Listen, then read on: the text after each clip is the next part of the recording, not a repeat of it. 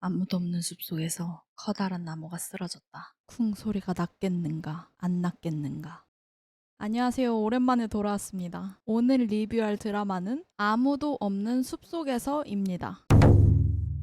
이 드라마는 넷플릭스 오리지널 시리즈고요. 부부의 세계로 유명하신 모한일 감독님이 연출하신 작품입니다. 극본은 손호영 작가님이 맡으셨는데 필모가 많진 않은 것 같더라고요. 8부작으로 비교적 짧은 드라마고 장르는 요즘 계절에 어울리는 미스터리 스릴러입니다. 출연진들이 굉장히 화려해요.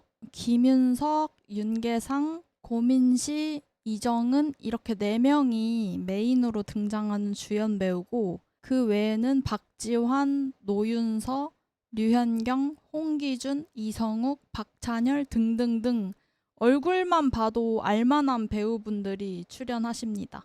먼저 줄거리를 간단하게 소개해 드리자면 어느 한적한 숲속에 예쁜 펜션이 있습니다.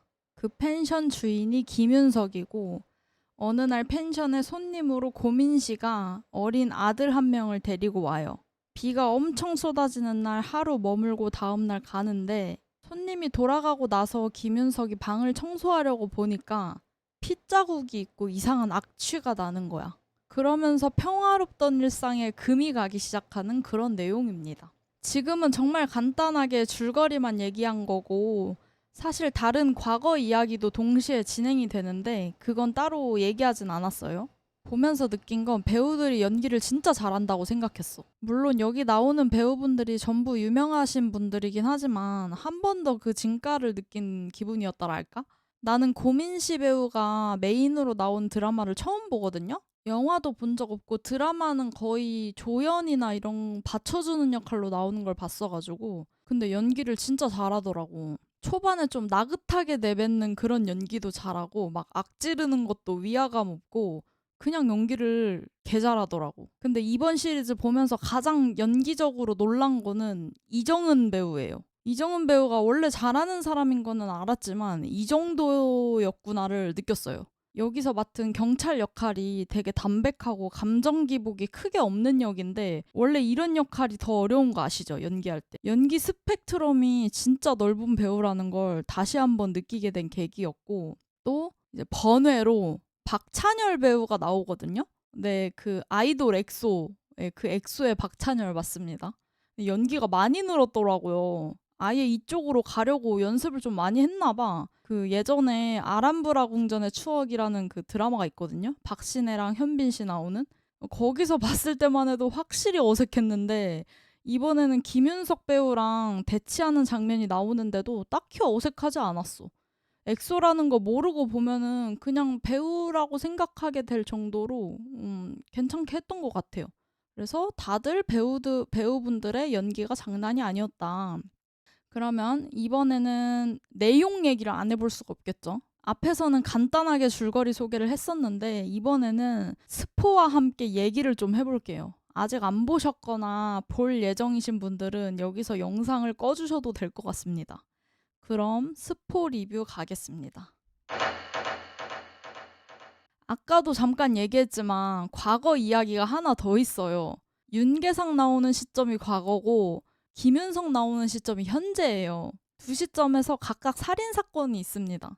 윤계상은 모텔을 운영하고 있었는데 모텔에서 살인 사건이 있었고 김윤석은 펜션을 운영 중인데 거기서 이제 고민 씨가 아들을 죽인 거예요. 그런데 이게 연출이 나는 정말 아쉬웠어요. 시간 순으로 연출을 한 것도 아니고 그렇다고 과거인 게 대놓고 티가 날 만큼 화면 비율이라던가 필터를 조정한 것도 아니고 계속 교차 편집으로 과거랑 현재 시점을 번갈아 가면서 보여주니까 집중해서 봐도 초반엔 긴가민가한 장면들이 있어요.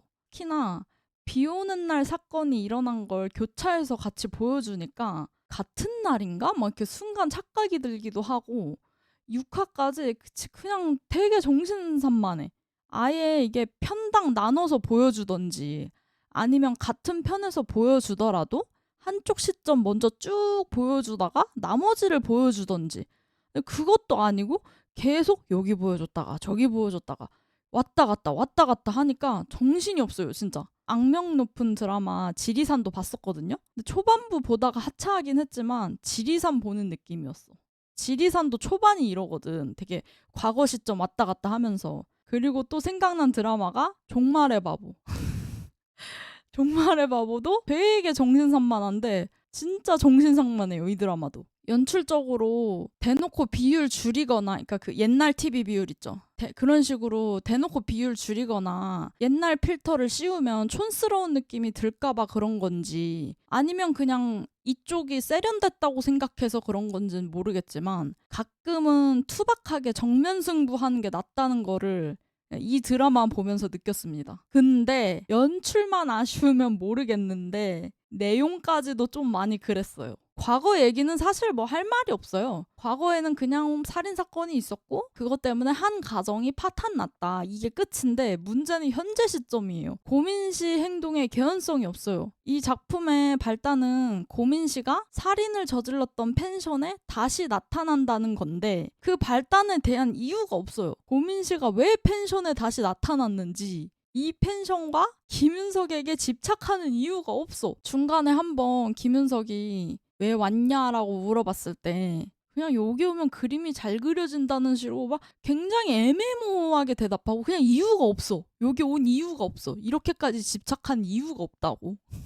그런데 문제는 고민 씨보다 김윤석 캐릭터가 더 심해요. 내 펜션에서 살인사건이 일어났는데 무섭다는 이유로 외면을 해. 블랙박스 증거까지 갖고 있었으면서. 근데 뭐 인간이니까 뭐 두려워서 그런 잘못된 선택을 할 수도 있어요. 근데 최소한 나 같으면은 외면은 했어도 이제 평소처럼 청소하고 모른 척 이제 방조했어도 그 펜션에서는 못 살았을 것 같거든요. 무서워서. 잠자리 사납고 막 무서워서 못 살았을 것 같거든. 그냥 처분하고 이사 갔을 것 같은데 굳이 거기서 살더라고. 그리고 1년 뒤에 살인자인 고민 씨가 다시 왔는데 신고하는 것도 아니고 도망가는 것도 아니고 왜 왔냐고 이유를 제대로 묻는 것도 아니고, 심지어 고민 씨가 경고하는 것처럼 김윤석 딸 사진에다가 동그라미 막 쳐놓고 펜션이 막 자기 거인 것처럼 멋대로 막 가구 들여놓고 하는데도 그냥 내버려둬요. 신고하거나 내쫓거나 도대체 나한테 왜 이러냐고 호소하거나 강경하게 뭔가를 안 해. 뭔가를 할 생각이 없고 아무것도 안 하면서 그저 불쌍한 척만 하고 있어. 오히려 태평하게 식탁에 앉아가지고 같이 밥까지 먹어요. 밥 먹으면서, 그건 근데 작전이긴 했어. 밥 먹으면서 그때서야 겨우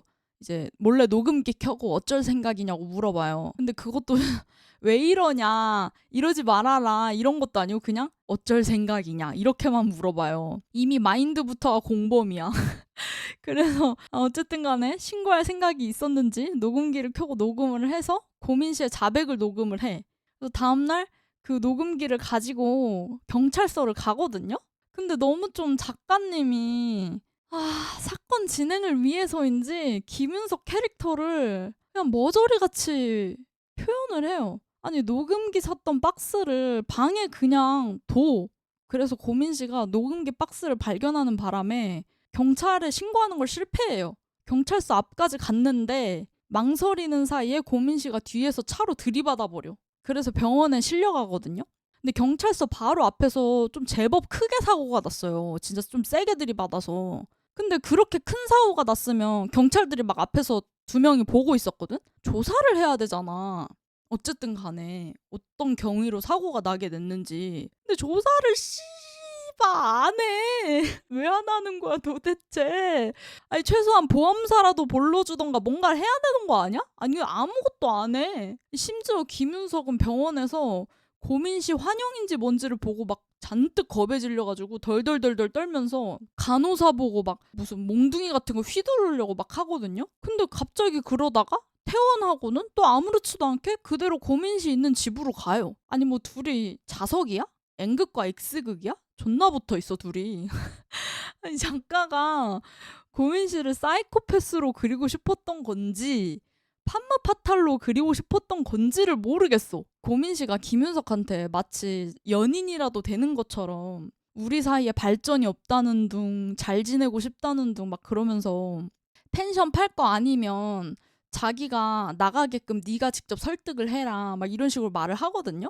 근데 그쯤이면 보통 인간이라면 그냥 포기를 하고 펜션을 팔든지 아니면 진짜 도망을 가든지 모른 척 떠나든지 아니면 경찰에 신고를 하든지가 보통 선택지잖아? 근데 여기서 김윤석 대사가 가관이에요. 김윤석 대사가 싸움은 달라졌습니다. 진실을 입증하기 위한 증거 싸움에서 미친 여자가 벌인 영역 싸움으로 이지랄. 아니, 아니 뭐 주술회전이야? 갑자기 그때부터 둘이 영역 전개로 기싸움을 존나 해. 아니 저는 고민 씨보다 김윤석이 더 사이코패스 같아요. 김윤석 캐릭터가. 아니 그 시점 기준으로 자기가 상대하기는 겁나고 감당 안 되고 막막하니까 펜션 고객들을 이용해요. 예약을 열어가지고 펜션 손님들을 받기 시작한 거예요. 일반 손님들을. 그래서 아무것도 모르는 연관 없는 손님들이 펜션에 방문을 하고 고민 씨도 어이가 없는 게 그동안은 피도 눈물도 없는 미친 사이코처럼 나오다가 갑자기 무슨 코미디 프로그램도 아니고 손님들 오니까 당황해가지고 아저씨 왜 전화 안 받아 뿌앵 하면서 경찰들 오니까 막 그림 그리던 이젤이랑 캔버스 이런 거 들고 쫓겨나요 밖으로. 경찰들도 고민 씨가 김윤석이랑 차 사고 났던 사람인 거 알거든요. 그때 차 사고 났던 분 아니세요? 막 이렇게 직접 물어봐. 근데 그런 거 알고서도 그럼 의심을 해야 되잖아. 이 펜션 주인이랑 사고 났던 사람이 이 집에 있어. 심지어 주인이 없는데 예약자들 여기 있는데 자기가 예약했다고 막 우기고 있어. 되게 수상하잖아, 상황이. 근데 의심 하나도 안 하고 그냥 넘어가, 심지어. 그렇게 김윤석은 손님들한테 다 떠넘기고 잠수를 타요. 한 손님 한 팀 가면은 또 다른 예약팀 잡아서 또 다른 손님 오고 또 다른 손님 가면은 또 다른 손님 오고 이런 식으로 고민 씨가 제대로 그 펜션에서 못 지내게끔 만들어요. 아니 근데 그럴 거면 그냥 신고를 하라고. 그냥 신고를 해 제발. 아니 살인마 그렇게 뒀다가 무슨 짓 할 줄 알고 만약에 손님 죽이면 어쩌려고 그래. 진짜 미친 거 아니냐고. 근데 여기서 진짜 클라이막스는 마지막 손님이에요. 마지막에 그 젊은 남자 손님들이 오거든요. 근데 고민 씨가 키를 안 준다고 김윤석한테 전화를 해서 할 수 없이 김윤석이 펜션으로 돌아와요. 그래서 손님들한테 키를 주거든요. 근데 손님들이 개빡쳐가지고 저 사람이 우리 놀고 있을 때 들어오면 어떡하냐 이렇게 물어봐. 그랬더니 김윤석이 그러면 무단 침입이니까 바로 경찰에 신고하라고 그러거든요. 근데 그때 갑자기 경찰이 펜션 안에서 나와요. 알고 보니까 경찰이 펜션을 예약한 거야. 그 불만 표시했던 손님들은 경찰 친구들이야.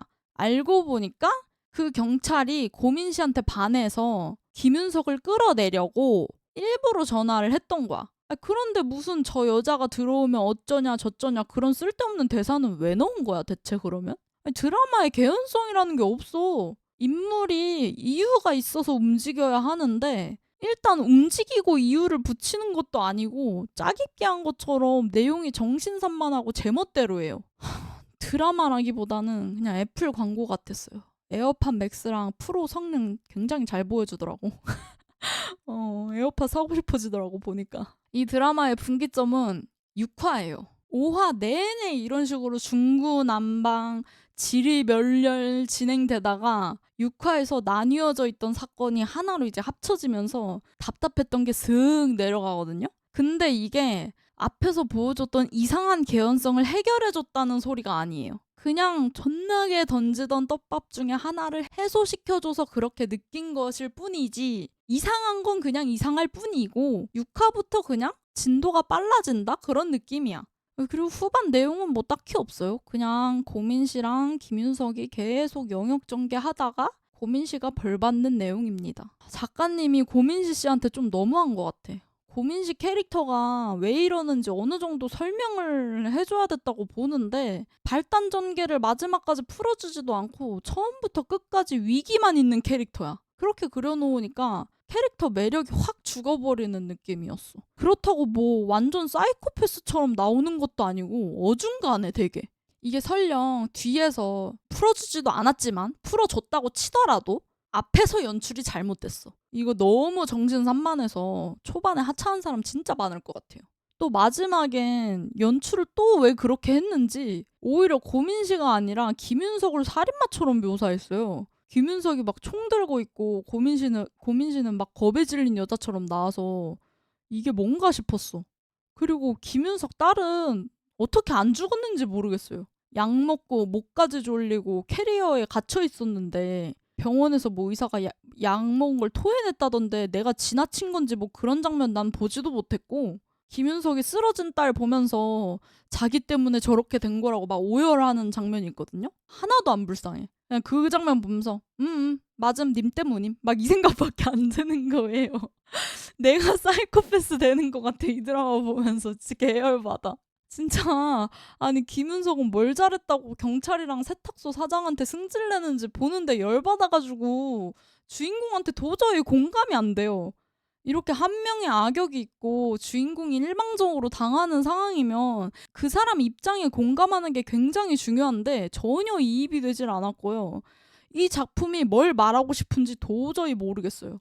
그리고 마지막까지 열받는 게 김윤석이 펜션 장사는 그만뒀는데 사람 2명이나 죽은 그 집에서 끝까지 살더라? 그냥 그거 보고 그냥 똑같은 인간이구나 이 생각밖에 안 들었습니다. 아니 그런 집에서 도대체 어떻게 살고 막 하하호호 웃으면서 아주 행복해. 정말 기대 많이 한 작품인데 좀 아쉬웠습니다.